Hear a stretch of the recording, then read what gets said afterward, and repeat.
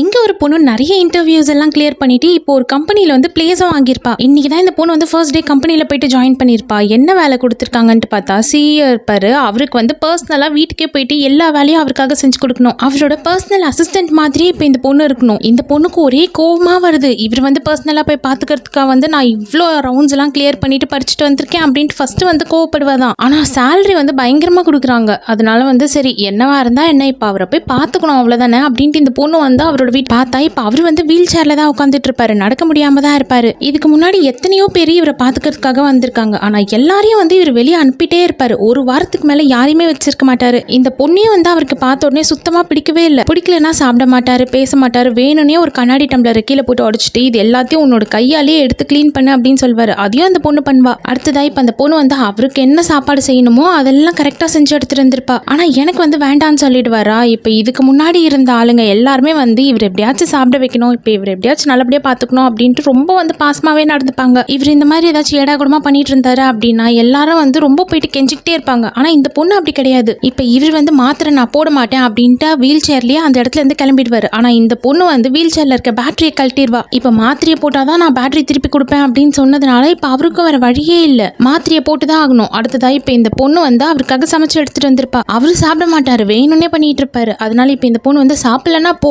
எனக்கு பசிக்குது நான் சாப்பிட்றேன் அப்படின்ட்டு உட்காந்து சாப்பிட்டுட்டு இருப்பா. அந்த பொண்ணு சாப்பிட்றத பார்க்கும் போதே அவருக்கு வந்து ரொம்ப ஆசையா இருக்கும், ரொம்ப சாப்பிடணும் போல இருக்கும். இப்போ அந்த பொண்ணு வந்து சாப்பிட்டு முடிச்சுட்டு போனதுக்கு அப்புறமா மிச்சம் மீதி இருக்கிற சாப்பாட்டை போயிட்டு சூடு பண்ணி சாப்பிடுவாரு. இதுக்கு முன்னாடி வந்தவங்க இவர் சாப்பிட மாட்டாரே, எதுவுமே சரியா பண்ண மாட்டேங்கிறாரே அப்படின்ட்டு திருப்பி திருப்பி அவர் பின்னாடியே ஓடிக்கிட்டு இருப்பாங்க. ஆனா இந்த பொண்ணு வந்து உனக்கு வேண்டானா போ நான் என் வேலையை பார்த்துக்கிறேன் அப்படின்ட்டு இருக்கிறதுனால இப்போ இந்த பொண்ணு வந்து அவருக்கு ரொம்ப பிடிச்சிருக்கு. ரொம்ப வித்தியாசமான பொண்ணா இருக்காளே அப்படின்ட்டு இவருக்கும் வந்து லைட்டா ஆசையா தான் இருக்கும்.